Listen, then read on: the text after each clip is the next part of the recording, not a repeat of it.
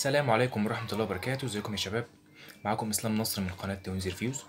النهارده رجعت لكم فيديو كنت وعدتكم بيه من فترة، اول ما الاي 7 2018 عملنا له اول مراجعة. هنتكلم النهارده عن التصوير الفيديو للكاميرا الخلفية، وهنجرب ايه الاوضاع الجديدة اللي سامسونج ضافتها في الكاميرا الخلفية عشان تخلي تجربة تصوير الفيديو ممتعة بالنسبة للمستخدم.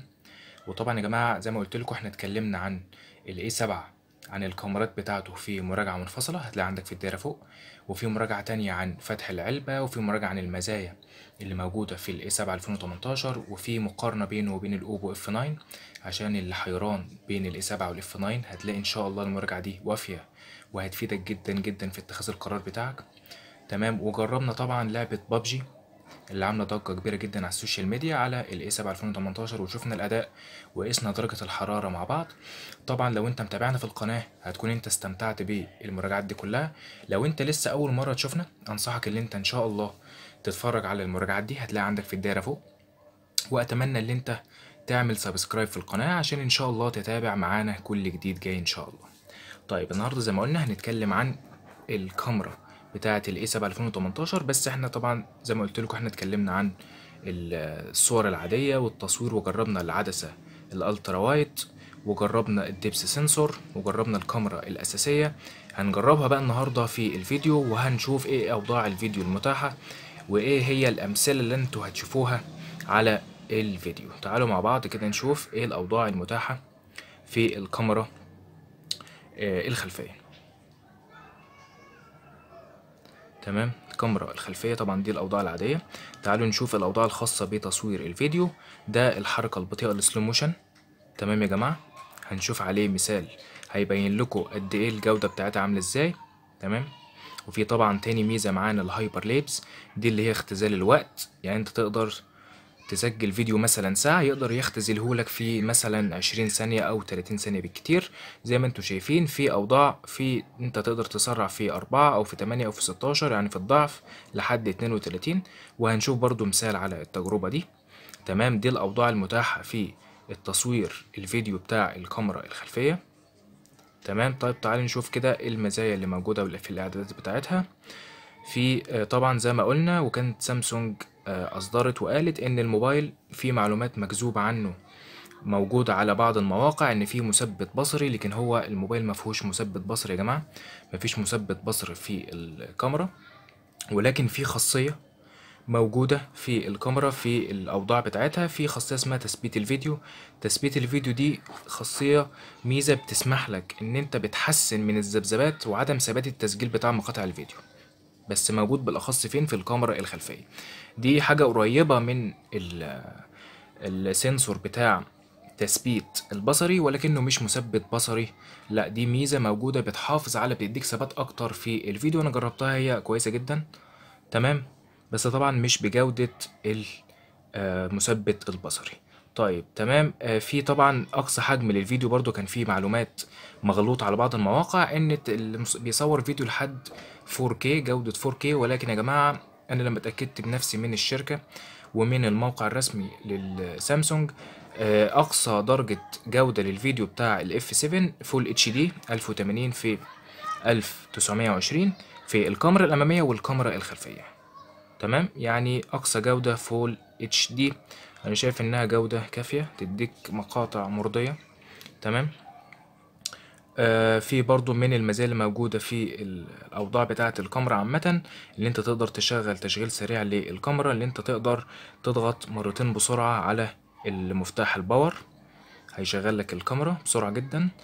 في برضو زر الكاميرا العائم، تقدر انت لو فعلتها بيبقى الزر بتاع التصوير، زر التصوير هيعمل لك زر هنا مثلا او هنا.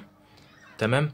هتقدر ان انت تستخدمه اسهل من ان انت توصل للزر الثابت. فاحنا لما نشغله هيكون اهو زر الكاميرا العائم، هتقدر اهو جابلك زرار تقدر تنقله زي ما انت عايز عشان يكون الحركة بالنسبة لك سهلة ويبسط عليك استخدام الكاميرا. تمام. وطبعا زي ما قلنا الكاميرات طبعا الكاميرا الأساسية 24 ميجا بكسل، فتحة عدسة 1.7، فتحة عدسة ممتازة في الإضاءة المنخفضة. تمام. تاني كاميرا بتاعة الدبس سنسور بدقة 5 ميجا بكسل، فتحة عدسة 2.2، برضه فتحة العدسة معقولة. في الالترا وايد دي طبعا الميزة التنافسية الجديدة اللي سامسونج ضافتها في الاي 7 2018، الفتحة بدقة 8 ميجا بكسل وفتحة عدسة 2.4. وطبعا لما جربناها في الفيديو بتاع الكاميرات بانت قد ايه فعلا العدسة بتجيب لحد درجة اتساع 120 درجة. تمام. فاحنا جربناها وفعلا الجودة بتاعتها كويسة جدا، وفعلا العدسة واسعة جدا وتقدر تجيب مشاهد كبيرة. تمام. طيب دلوقتي هيظهر لكم الأمثلة على السلو موشن، وعلى تصوير الفيديو العادي بدقة 1080، وتصوير مقاطع بالهايبر ليبس عشان تشوفوا ايه الفرق بين التلاتة العاديين، وتقدر اللي انت ازاي تستخدمهم في ان انت تعمل مقاطع احترافية. تمام. بس اتمنى طبعا منكم ان انتوا تغيروا جودة الفيديو دلوقتي وانتوا بتشوفوه الى دقة 720 على الاقل او 1080 عشان دقة الفيديوهات تبقى واضحة بالنسبة لكم. دلوقتي هتتعرض عليكم النماذج، اتمنى تستمتعوا بيها.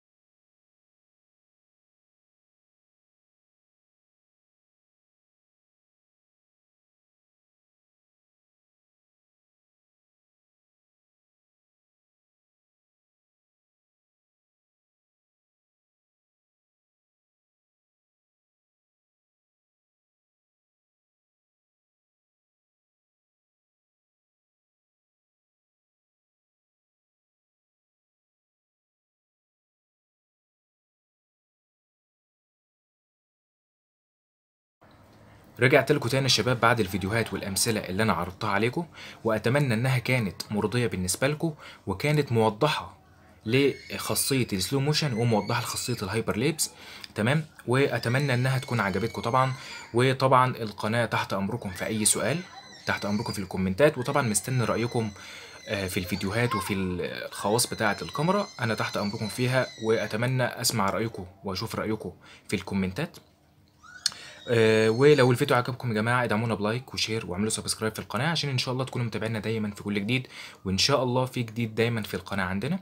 تمام يا جماعه، والسلام عليكم ورحمه الله وبركاته.